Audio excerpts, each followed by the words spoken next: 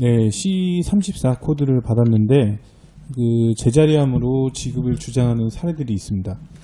이런 사례들은 뭐 진단서에서 이제 문제를 찾을 수 있는 경우도 있지만 대부분은 병리 검사 결과를 봐야지 이제 알 수 있는 그런 유형이고요.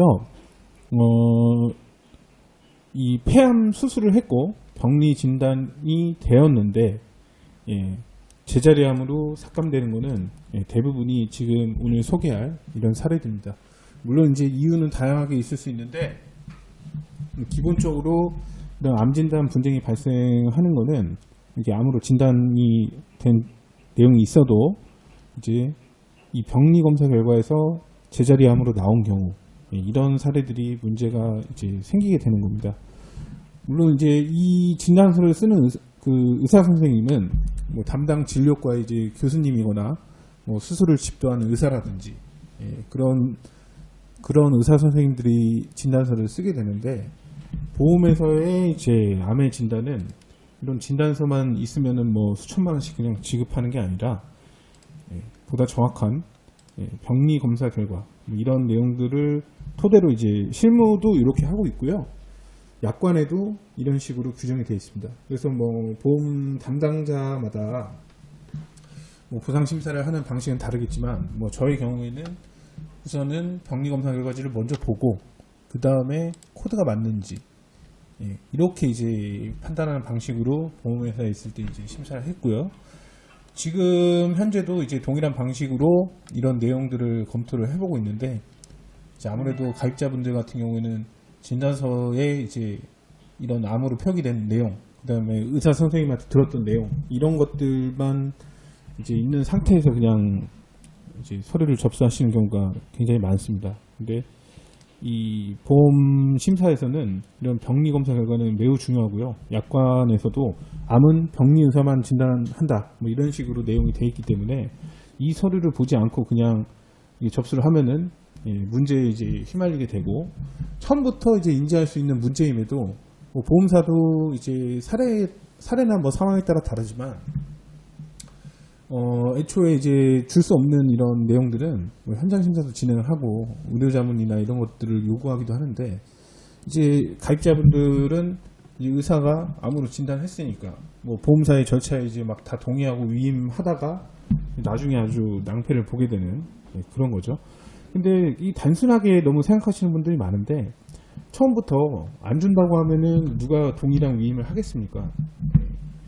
굉장히 단순한 건데도 이제 이런 믿음 때문에 아주 분쟁에 휘말리는 분들이 많이 계십니다. 물론 이제 뭐 그 가입자가 잘못됐다는 이야기는 아니지만 이런 사례나 분쟁 뭐 이런 것들은 내가 어떻게 대응을 하느냐에 따라서 이제 결과도 달라질 수 있는 문제고 너무 이제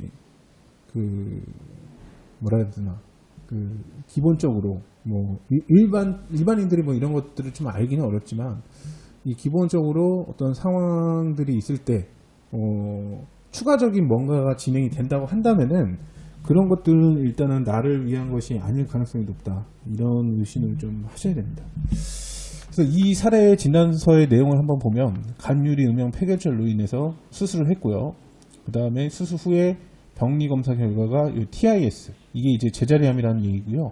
노드에 침범이 없고 그 다음에 전이도 없다 이렇게 이제 나온 검사 결과입니다. 이거는 이제 여기에서도 이렇게 계속 나왔는데 이게 지금 13번이거든요. 이 앞전에 이렇게 쭉 검사 결과가 쭉 나오고 왜 이렇게 됐는지 이게 결과물입니다. 여기가 이제 진단 항목인데 이 서류는 병리 검사를 진행한 병리 의사가 이제 작성을 하게 되고, 그다음 여기에 서남종이 인사이트다 이렇게 나와 있죠. AIS 이렇게 표기하기도 하는데 지금 여기 병기에 대한 이 표시입니다. 이 P는 이제 패솔로직이라는 병리 용어고요. TIS, NO, MX 이렇게 돼 있는데 아까는 이제 O로 표현돼 있었죠. 없다는 거고요. 있으면은 몇 개가 있는지 뭐 이런 식으로 표기가 되거나 1로 표기가 되거나 이렇습니다. 그래서 이 검사 결과는 어쨌든 폐암이 아니고 폐제자리암으로 이제 판정이 된 내용입니다.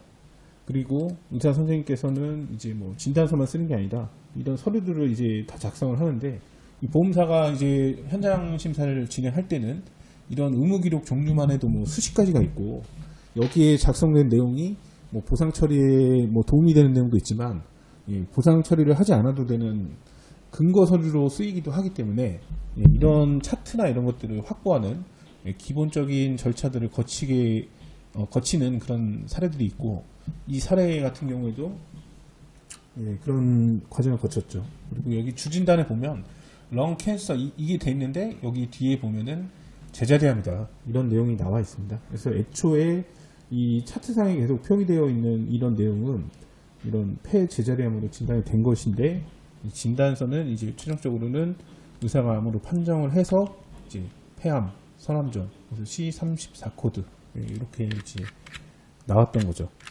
보험사는 당연히 이게 병리 진단으로 이제 암보험금의 지급 결정을 하는데, 병리 진단이 암이 아니니까 당연히 이거에 대해서는 암으로 지급할 수 없다, 이런 주장이 있었습니다. 문제가 있는 이런 케이스들은 뭐 전부를 다 무조건 다 해결할 수 있는 건 아니지만, 이 문제 해결의 가능성이 없는 게 아닙니다.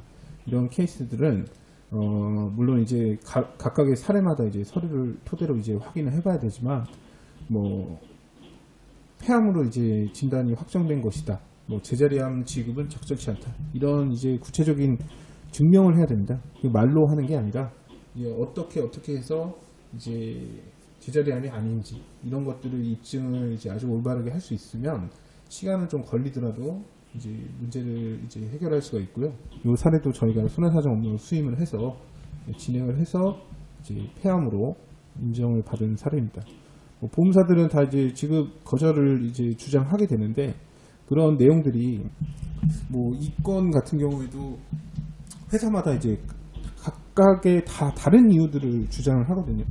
어떻게 보면은 모든 회사가 또 일관성 있게 또 주장하는 거는 제자리암이지만, 또 거기에 파생된 내용들은 또 세부적으로 또 차이점이 있습니다. 그래서 이런 내용들은 좀 어떻게 보면은 일반인이 좀 알기도 어렵고, 전문적인 지식이 있어야 이제 가능한, 해결이 가능한 케이스에 해당이 되는데, 혼자서 진행하다가 이제 뭐 좋지 않은 결과를 받는 분들이 많이 있기 때문에, 뭐 분쟁 발생이 예정이 된 케이스, 그러니까 서류 접수 전부터 이런 거는 그냥 단순하게 다 확인할 수 있는 내용인데, 이런 확인이나 판단이 어렵다면은 뭐 개인정보나 이런 것들을 가지고 손해사정사 상담을 한번 받아보시는 것도 하나의 방법이고요. 또 삭감 지급 처리가 됐으면 그게 이제 보험사 처리가 맞는지 한번 같이 검토를 해보셔야 됩니다. 감사합니다.